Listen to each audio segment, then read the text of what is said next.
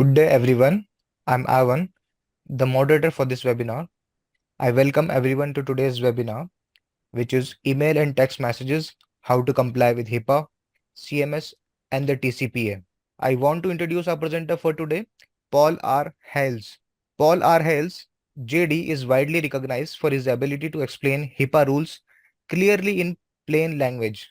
He is an attorney licensed to practice before the Supreme Court of the United States, a graduate of Columbia University Law School, and a senior counselor for the Missouri Bar with an international practice in HIPAA privacy and security. I would now like to hand over the floor to the speaker. Over to you, Paul. Thank you, Ivan. Hi, and welcome to all.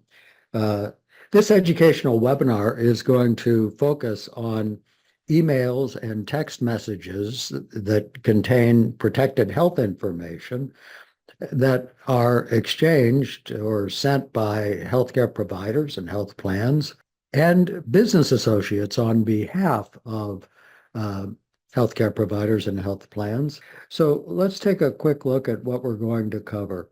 I'm going to start with some key takeaways. In fact, the very first one will be the bottom line. When you do have to encrypt emails and text messages that contain protected health information. I'm going to talk about the HIPAA rules for email and text messaging, and I'm going to give you some key definitions.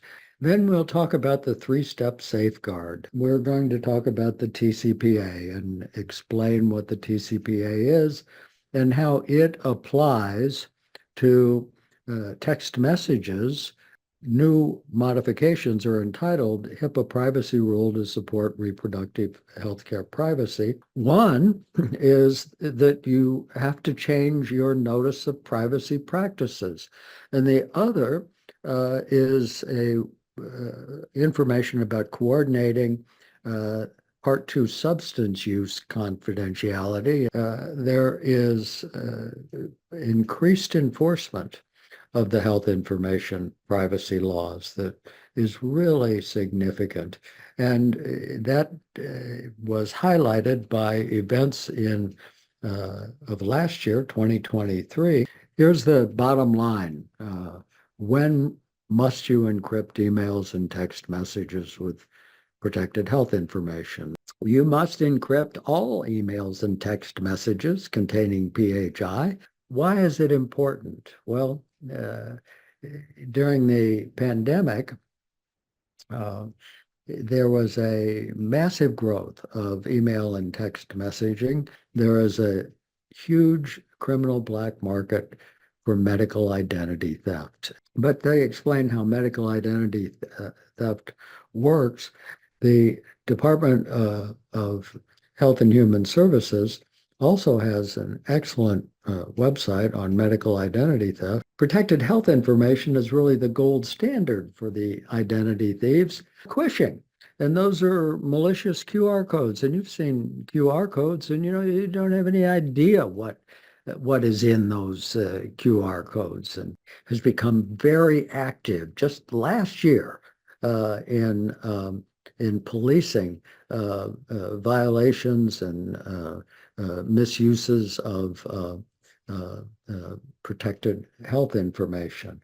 Really helpful page that the FTC put up about the fact that the FTC Act also applies to HIPAA-covered entities and business associates. So let's look at some key HIPAA definitions. They are, for purposes of this educational presentation, encryption, electronic transmission, and protected health information, or PHI.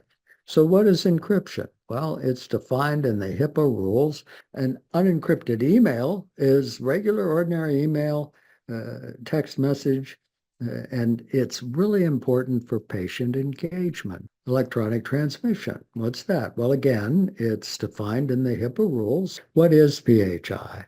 Well, PHI begins with individually identifiable health information that is received by a healthcare provider. They are protected health information governed by the privacy rule. And those 18 identifiers are right here. Email address, the cell phone number, are PHI in themselves.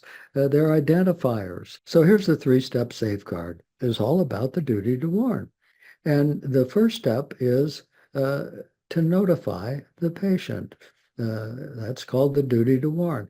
Then you let the patient decide. That's step number 2. And the third step, and this is really important, is to document the fact that you gave them a warning and the patient's decision that, yes, we want to receive unencrypted emails or text messaging. When we talk about documentation, that's a HIPAA safe harbor. That means that interception, once you follow the three-step safeguard, is not a HIPAA violation. Here is a screenshot of a form from the HIPAA e-tool. If somebody says, no, I don't want it, well, again, it's 3 steps. Don't send them an unencrypted email or text message. Be very aware when you see HIPAA compliant.